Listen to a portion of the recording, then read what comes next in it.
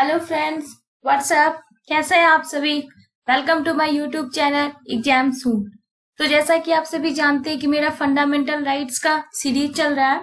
मैंने आपको previously article 12 to article 22 तक बता चुकी हूँ।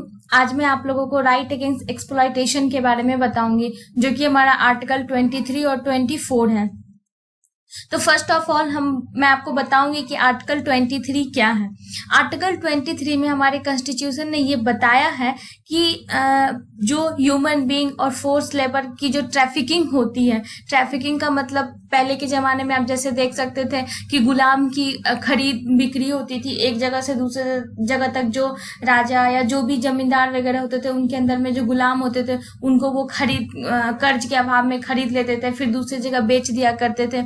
इस तरह की चीजें होती थी। बहुत सारे जैसे हम लोग अपने मेट्रो स्टेशन के नीचे देख सकते हैं, बहुत सारे ऐसे बच्चे होते हैं जिनको कि जबरदस्ती भीख मंगवाया जाता है। तो इस तरह की चीजें जो होती हैं, उसके रोक के लिए ये आर्टिकल 23 बनाया गया। इसमें ट्रैफिकिंग में बहुत सारी चीजें इंक्लूड है, जैसे कि किसी इंसान की खरीद बिक्री, किसी वुमेन की, चिल्ड्रन की गुलामी प्रथा जो पहले थी उसको रोका गया है। जैसे कि बच्चे को, वुमेन को प्रोस्टिट्यूशन में जबरदस्ती धकेल देना। पहले के जमाने में जैसे मंदिर वगैरह में औरतों को जबरदस्ती देवदासी प्रथा के तहत बना दिया जाता था। तो इन सारी चीजों को रोकने के लिए ही आर्टिकल 23 बनाया गया। जो हमारा आर्टिकल 23 है वो हमारा बॉन्डेड लेबर को भी प्रोहिबिट करता है। बॉन्डेड लेबर का मतलब अब कोई इंसान अगर वो काम नहीं करना चाहता है और किसी मजबूरी में आके, बहुत पहले ऐसा होता था कि जैसे लाला वगैरह होते थे तो वो पैसे देते थे किसानों को, मजदूरों को हाई इंटरेस्ट रेट पे। जब वो उसको नहीं चुकता कर पाते थे तो उनसे जबरदस्ती वो काम करवाते थे बिना मजदूरी दिए हुए। तो इस तरह का जो बॉन्डेड लेबर है इसको ये प्रोहिबिट करता है। दूसरा, ये जो हमारा आर्टिकल है वो हमारा सिटीजन्स और नॉन सिटीजन्स दोनों के लिए अवेलेबल है। नेक्स्ट है हमारा आर्टिकल 24। आर्टिकल 24 जो था वो स्पेशली चिल्ड्रन के लिए बनाया गया था। इस आर्टिकल में ये बताया जाता है कि जो हमारे चिल्ड्रन बिलो 14 ईयर्स हैं तो वो उनका किसी माइन में, फैक्ट्री में या जो भी हैजार्डियस एक्टिविटी है वहां पे उनके एम्प्लॉयमेंट के प्रोहिबिशन के लिए वो चीज बनाई गई थी। आर्टिकल में बहुत सारे अदर फैक्ट्स हैं, जैसे कि गवर्नमेंट ने चाइल्ड लेबर एक्ट बनाया था।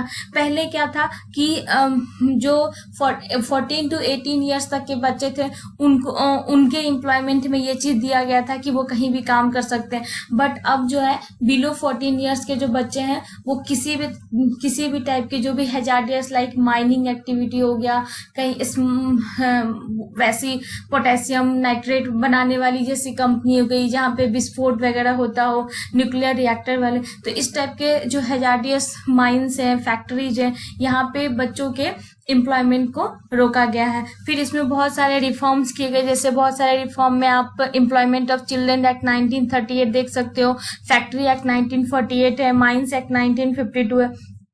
इतनी सारी चीजें याद करने की नहीं है, ये फेज टू फेज कुछ सर्टेन मॉडिफिकेशंस करते गए हैं इन आर्टिकल 24 में। सुप्रीम कोर्ट ने 1996 में एक चाइल्ड लेबर रिहैबिलिटेशन फंड भी एस्टेब्लिश किया था, जिसमें ये कहा गया था कि जो भी पर्सन इसका एक्यूज्ड माना जाएगा वो जो है उसे 20,000 रुपीज एज अ फाइन दिया जाएगा। और जो बच्चा है जो इस तरह की एक्टिविटी में इन्वॉल्व हो गया तो उसको रिहैबिलिटेशन सेंटर में रखा जाएगा, ताकि वहां पे वो अपना एजुकेशन गेन कर सके, जो उसकी बेसिक नीड्स है वो पूरी हो सके। जो हमारा रिसेंट अमेंडमेंट था वो हमारा चाइल्ड लेबर अमेंडमेंट एक्ट 2016 में था। ये जो एक्ट था वो पहले वाला जो हमारा child labour prohibition and regulation act था, इसको अमेंड करके बनाया गया था।